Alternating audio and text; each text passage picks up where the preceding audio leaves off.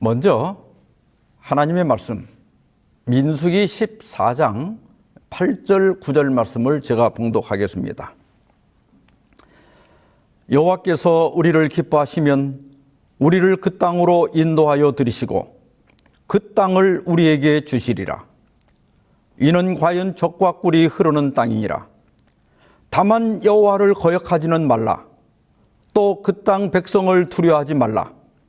그들은 우리의 먹이라. 그들의 보호자는 그들에게서 떠났고 여호와는 우리와 함께 하시느니라.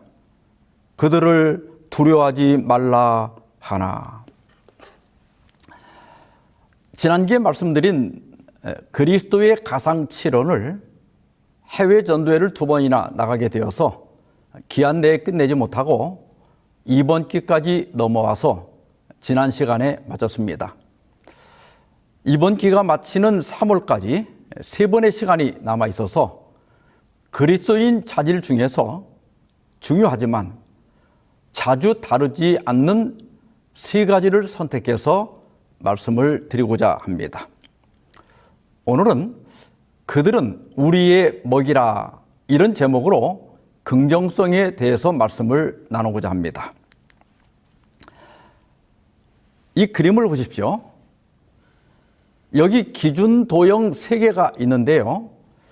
맨 왼쪽에 기준 도형 2를 보시고 그 아래에 있는 A와 B 중에 어떤 것이 기준 도형 1과 더 비슷한지 선택하십시오. 이건 IQ 검사는 아닙니다.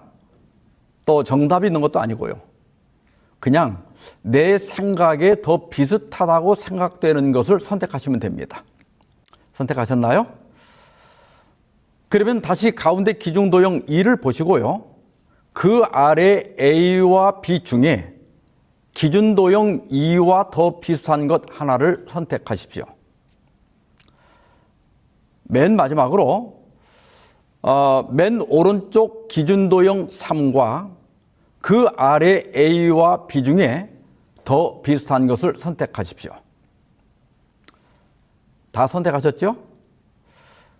어떤 분은 셋 다 A일 수도 있고 어떤 분은 셋 다 B일 수도 있습니다. 아니면 A가 2개인 분도 계실 것이고 B가 2개인 분도 계실 텐데 더 많은 쪽을 기억해 두십시오. 이것은 미국의 심리학자인 바바라 프레드릭슨과 캠벨 브라니건이 2005년에 발표한 확장 구축 이론인데요. 통계적으로 A를 선택한 사람이 B를 선택한 사람보다 현재 긍정적 정서 상태일 확률이 높다고 합니다. A를 선택한 사람은 그 도형의 개별 모양보다는 전체 모양이 같은 것을 선택한 겁니다. 이에 비해 B를 선택한 사람은 전체 모양보다는 도형의 개별 모양이 같은가를 본 겁니다. 그러니까 기준 도형이 사각형이면 같은 사각형이 있는 것을 비슷하다고 본 거지요. 이것은 무엇을 의미할까요? 이것은 우리가 긍정적 정서 상태에 있을 때 더 넓게 본다는 것을 의미합니다. 그래서 기준 도형의 그 개별 모양보다는 전체 모양을 보게 되고 그래서 전체 모양이 비슷한 A를 선택하게 된 겁니다. 이에 비해 만일 부정적 정서 상태에 있다면 시야가 좁아지기 때문에 전체보다는 개별 도형에 집중하게 되고 따라서 개별 도형이 비슷한 B를 선택하게 된 겁니다. 여러분들은 지금 긍정적인 정서 상태인가요? 아니면 부정적인 정서 상태인가요? 이것은 옳고 그름의 문제가 아니고 그냥 지금 내 감정 상태가 그렇다는 겁니다. 본래 이것을 검사하는 항목이 20가지가 됩니다. 이것은 간단한 실험이라서 꼭 맞지 않을 수 있지만 우리가 긍정적 감정 상태에 있을 때는 시야가 넓어지고 부정적 감정 상태에 있으면 시야가 좁아진다는 것을 기억해 두시기 바랍니다. 프레드릭슨과 브라니건 박사는 실험에 참가한 사람들에게 긍정, 부정, 중립, 긍정, 중립, 부정 세 종류의 영상을 갖다 놓고 자기가 원하는 영상을 선택하여 보게 했습니다. 그리고 나서 나는 무엇을 하고 싶다라고 하는 문장을 주고 그 괄호 안에 자기가 하고 싶은 것을 가능한 한 많이 쓰도록 했습니다. 이것이 그 검사 그래프인데요. 세로의 Y축은 실험 대상자들의 정서 상태이고 X축은 행동 충동 횟수입니다. 이 그래프를 보면 기쁨, 만족 등 긍정적 정서를 유발하는 영상을 본 사람들이 중립적이거나 혹은 부정적 정서를 유발하는 영상을 본 사람들보다 하고 싶은 일을 더 많이 작성한 것을 볼 수 있습니다. 특히 분노와 두려움의 감정을 가진 사람들을 보십시오. 행동 충동 횟수가 가장 적은 것을 볼 수 있습니다. 이것은 분노나 두려움이 사람들의 행동 범위를 제한하고 특정 행동에만 집중하게 한다는 것을 의미합니다. 그래서 우리가 화가 났을 때 어떤 결정을 하면 실수하기 쉽고 나중에 후회하는 경우가 많은 겁니다. 시내산을 출발한 이스라엘 백성들은 우여곡절 끝에 가나안 접경 지역인 가데스에 도착하여 진을 쳤습니다. 모세는 백성들을 보고 말했습니다. 너희 조상의 하나님 여호와께서 너희에게 이르신 대로 올라가서 차지하라. 두려워하지 말라. 주저하지 말라. 하나님의 약속을 믿고 올라가면 되는 겁니다. 그러나 이스라엘 백성들은 먼저 정탐꾼을 보내 과연 우리가 가나안을 정복할 수 있을지 점검해 보자고 했습니다. 돌다리도 두드려 보고 가겠다는 거지요. 어찌할지 모세가 하나님께 묻자 자비로우신 하나님께서는 그것까지 허락해 주셨습니다. 각 지파에서 한 명씩 12명의 정탐꾼을 뽑아 보냈습니다.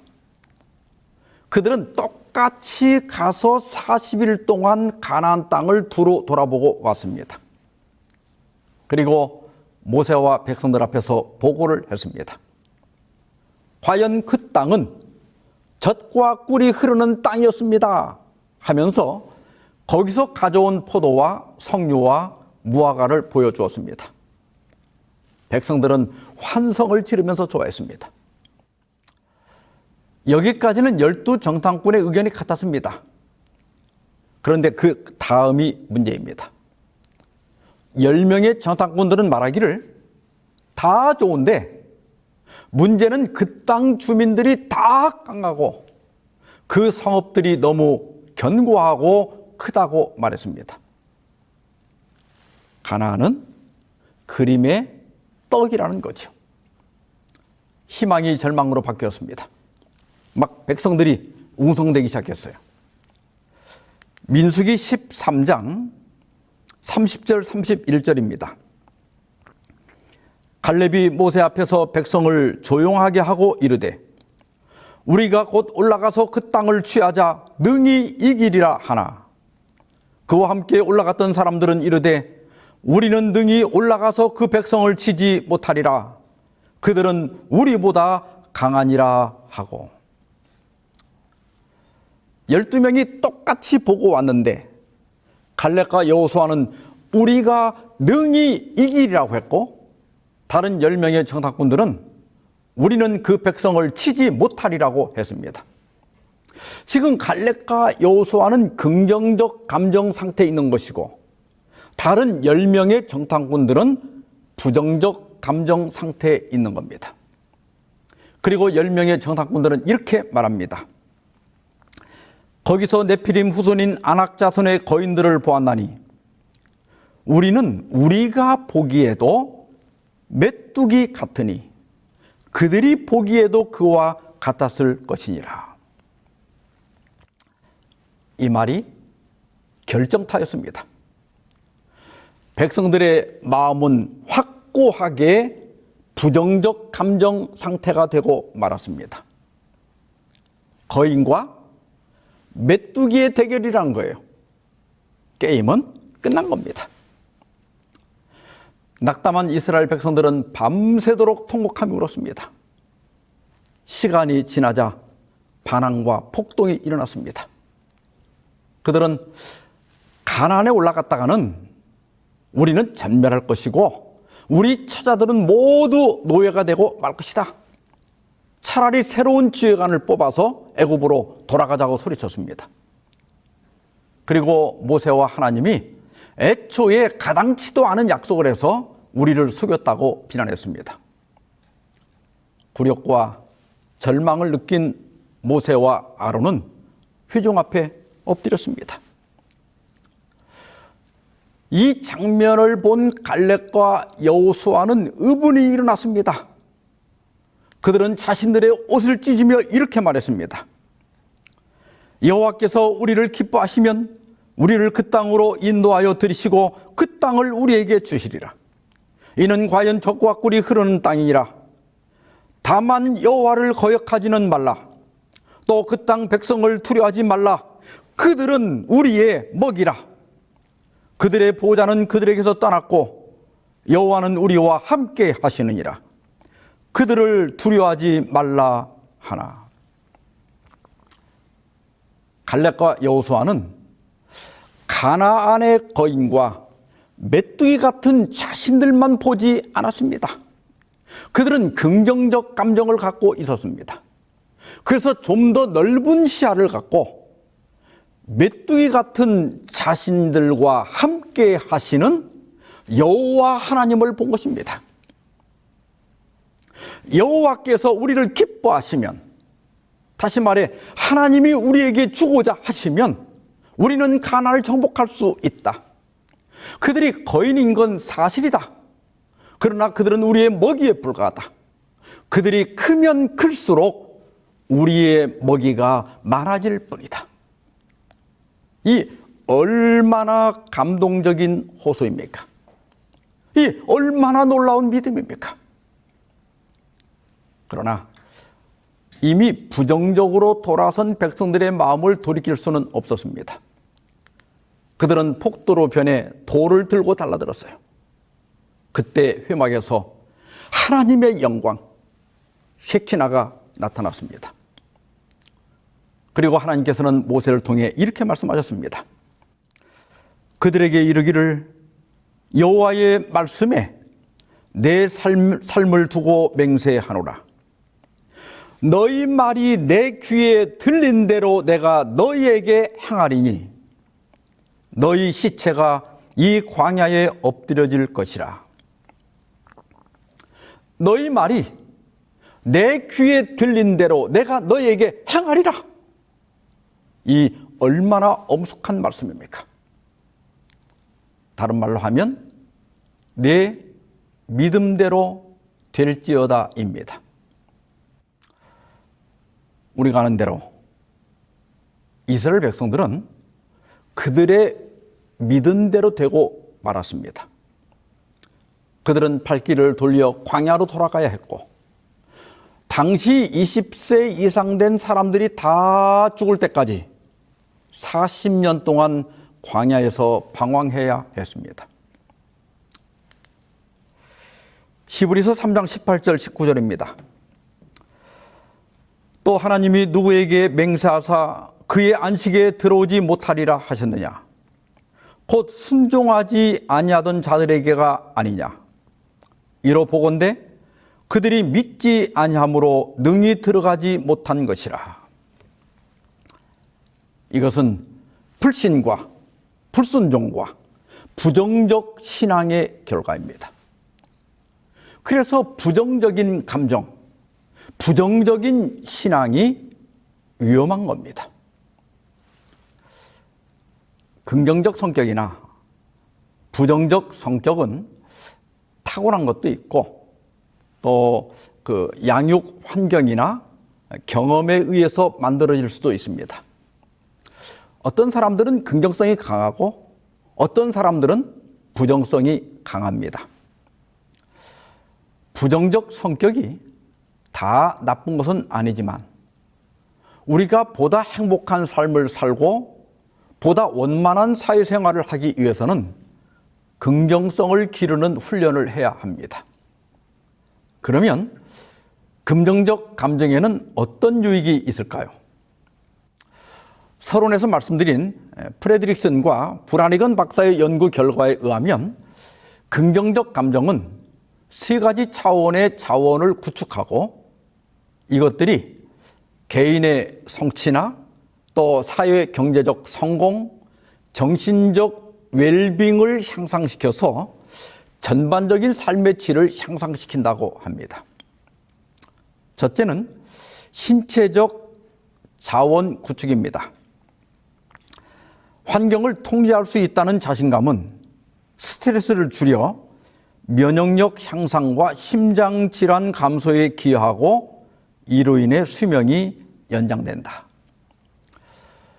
긍정적 감정은 신체적 건강에 도움을 주어서 건강하고 오래 살게 하는 데 기여한다는 겁니다. 둘째는 정신적 자원 구축에 기여한다는 겁니다. 스트레스를 주는 사건에 유연하게 대처하여 그 충격에서 빨리 회복된다. 이것이 회복 탄력성이다. 무언가 실패했을 때 부정적 감정을 갖고 있는 사람은 모든 것이 끝났다고 생각합니다. 그러나 긍정적 감정을 갖고 있는 사람은 무언가 새로운 길이 있을 거야 이렇게 생각을 합니다. 왜냐하면 한 가지 사건으로 인생 전체가 결정되는 것이 아니라고 하는 것을 인식하고 있기 때문입니다. 하나의 문이 닫히면 또 다른 문이 열리는 법입니다. 터널이 아무리 길어도 입구가 있으면 반드시 출구가 있습니다. 이런 생각이 뛰어난 회복 탄력성을 갖게 하는 겁니다. 세 번째로는 사회적 자원 구축입니다. 넓은 시야는 주의를 나에서 너 혹은 우리로 확장시킨다.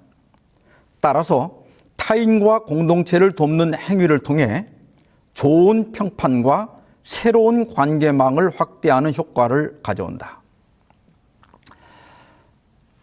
교회에서 이렇게 사람들과의 만남을 회피하거나 어떤 직책도 맡지 않으려고 하는 것은 부정적 감정 상태에 있을 가능성이 높습니다. 부정적 감정 상태에 있게 되면 시선이 나에게로만 좁혀집니다.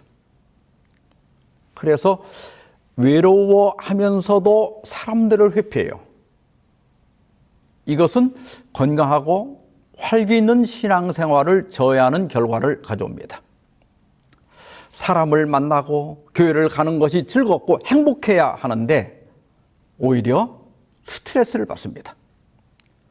그래서 신앙생활에서 긍정적 감정을 갖는 것은 매우 중요합니다. 그렇다고 해서 우리가 항상 긍정적 감정을 가질 수는 없습니다. 또한 모든 그리스도인들이 반드시 긍정적 성격을 가져야 하는 것은 아닙니다. 이 세상에는 긍정적 성격도 필요하지만 부정적 성격도 역시 필요합니다. 긍정적 감정이 좋은 거지만 너무 지나치면 사고를 많이 칩니다.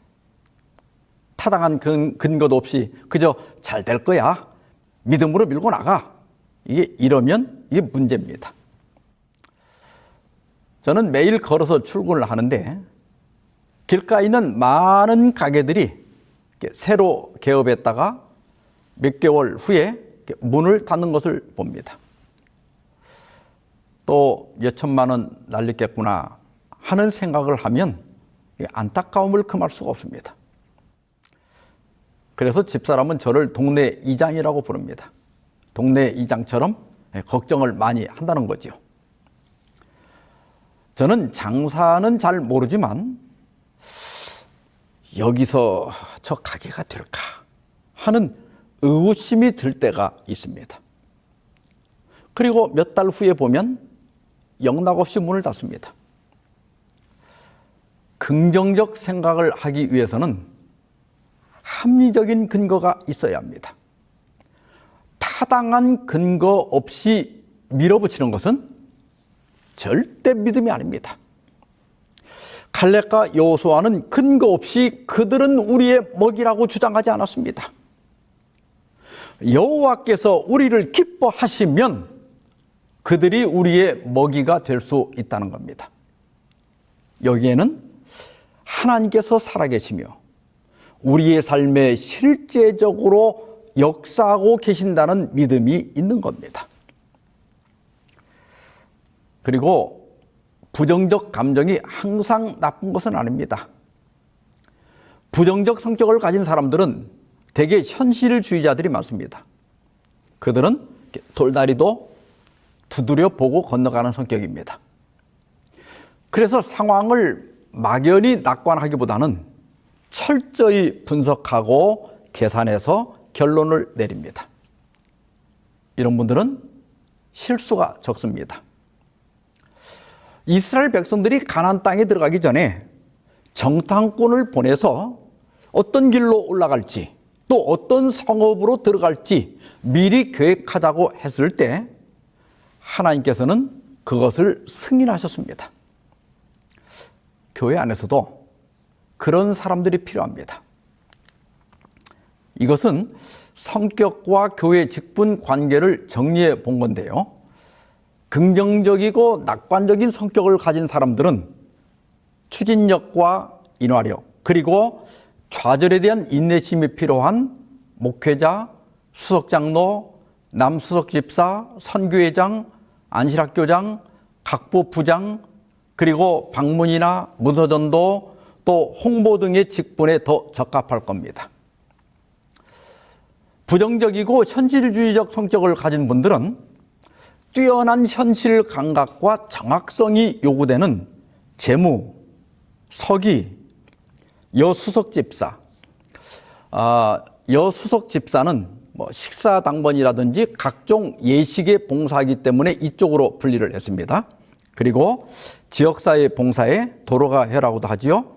예언의 신부, 안실학교 교사, 상담, 교회관리, 각종 예식, 이런 직분에 더 적합하다고 생각합니다. 그렇다고 해서 수석장로나 안교장은 항상 긍정적 성격을 가진 사람만 해야 하는가? 그건 아니고요. 부정적이고 현실주의적 성격을 가진 분이 목회를 하거나 수석, 안교장 등의 직책을 맡았다면 의식적으로 긍정적 감정을 갖고 일을 하면 됩니다. 중책을 맡게 되면 너무 원칙을 따지고 잘잘못을 가리기보다는 전체적인 인화나 화목을 위해서 보다 원만하게 일하면 됩니다. 사람은 누구나 긍정적 감정과 부정적 감정을 가지고 있습니다. 어떤 사람도 100% 긍정적이거나 100% 부정적인 사람은 없습니다. 또 100% 긍정적이라고 해서 다 좋은 건 아닙니다. 그러면 우리가 어느 정도 긍정성을 갖는 것이 좋을까요? 앞서 말씀드린 프레드릭슨 박사는 긍정과 부정의 황금 비율은 3대 1이라고 했습니다. 그러니까 부정적 감정 하나당 적어도 3개의 긍정적 감정을 경험해야 행복할 수 있고 특히 인생에 성공할 수 있다는 겁니다. 이 비율에서 부정적 감정을 완전히 없애는 것이 목표가 아닙니다. 부정적 감정은 현실적인 사람이 되게 해서 세밀하게 분석하고 계산하고 점검하게 하기 때문에 실수나 위험을 예방할 수 있습니다. 다만 그 열정탐꾼들처럼 좁은 시야를 가지고 너무 현실에만 집착하면 가난으로 올라가는데 방해가 될 수 있습니다. 때로는 현실을 뛰어넘는 도전이 필요한 것입니다. 중요한 것은 긍정적 감정이 부정적 감정을 3배 이상 능가하도록 보장하는 것입니다. 프레드릭슨 박사는 긍정의 발견이란 책에서 이렇게 말했습니다. 긍정적 감정이 부정적 감정보다 2배 높은 사람들도 부정적 감정이 지배적인 사람보다 더 행복하지 않았다. 그러나 3배 이상 높은 사람들은 대체로 행복감이 높다. 긍정적 감정과 부정적 감정의 비율이 11대 1을 넘어가면 긍정적 감정은 득보다 해가 되기 시작한다. 성공한 세일즈맨들이나 문서 전도사들은 긍정과 부정의 비율이 6대 1이었다고 합니다. 저는 꽤 행복하게 살고 있다고 생각하는데요. 이번 설교를 준비하면서 테스트를 해보니까 긍정과 부정의 비율이 3대 1이 되지 않았습니다. 저는 다른 사람이 하는 일이면 나도 할 수 있다는 믿음을 갖고 살았습니다.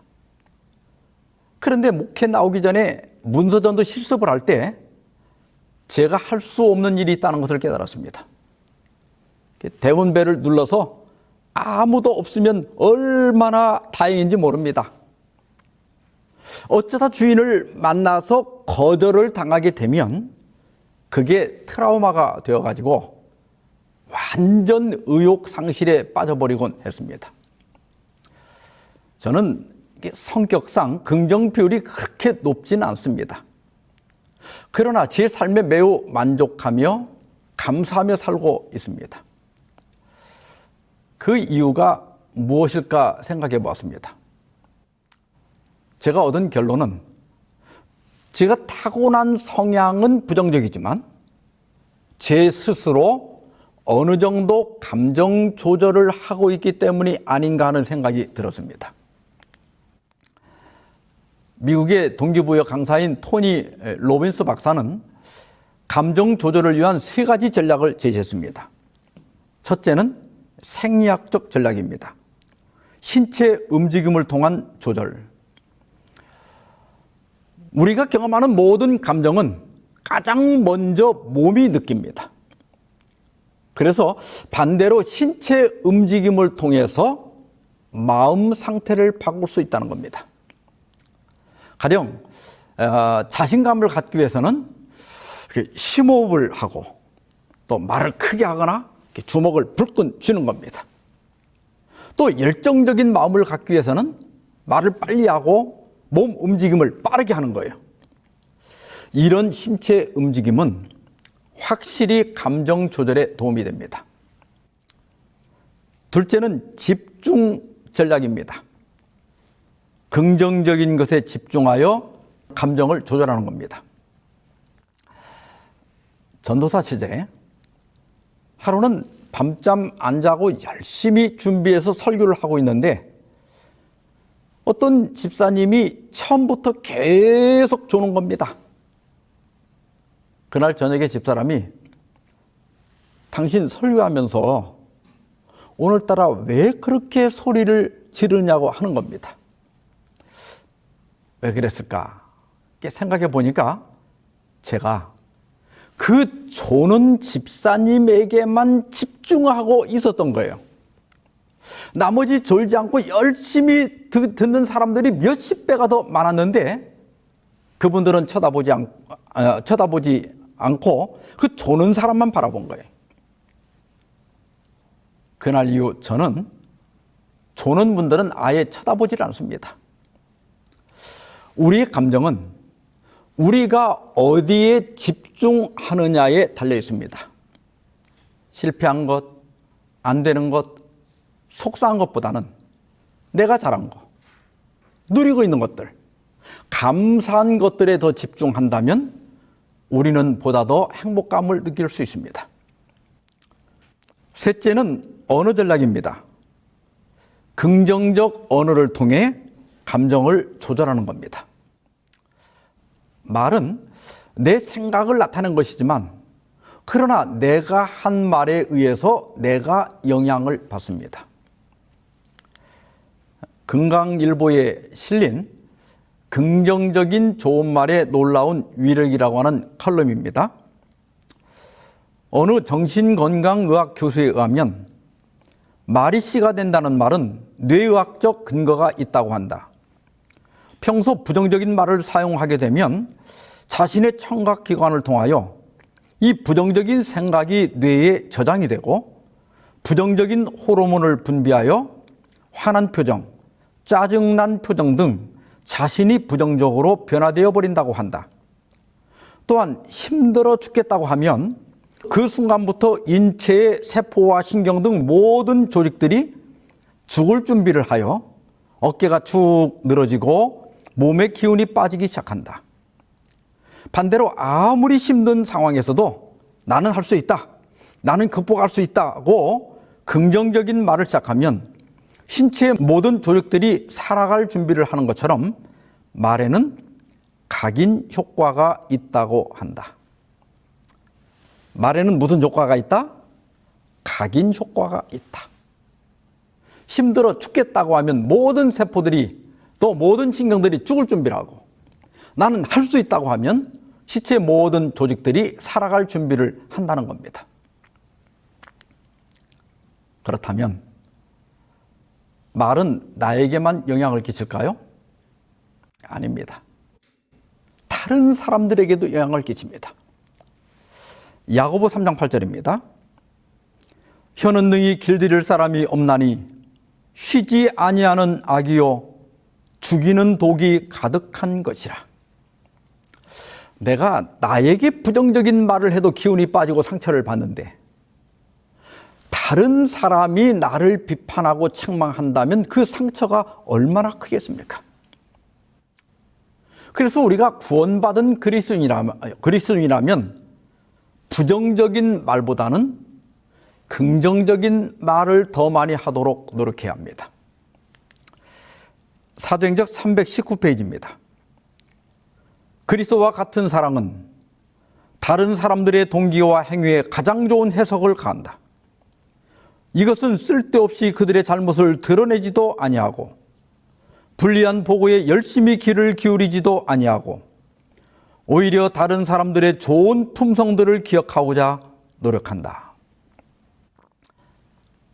이것은 사랑은 무례히 행하지 아니하며 라는 말씀을 추석한 겁니다. 우리가 진정한 그리스도인이라면 긍정적인 생각을 더 많이 하고 긍정적인 말을 더 많이 하도록 노력해야 합니다. 우리 교회는 무엇이 좋아? 아무개 집사님은 무엇을 잘해? 오늘 목사님 설교는 어떤 내용이 좋았어? 내가 재림교인이 된 것이 얼마나 다양하고 감사한지 몰라. 나는 주님의 은혜로 반드시 구원받을 거야. 우리는 정말 축복받은 시대에 살고 있어. 사는 건 힘들어도 내가 살아있다는 것은 은혜야. 이런 말, 이런 생각들이 우리를 더욱 행복하게 하고 건강하게 하고 화목하게 하고 궁극적으로는 가고 싶은 교회를 만들고 부흥하는 교회를 만드는 것입니다. 너희 말이 내 귀에 들린 대로 내가 너희에게 행하리라.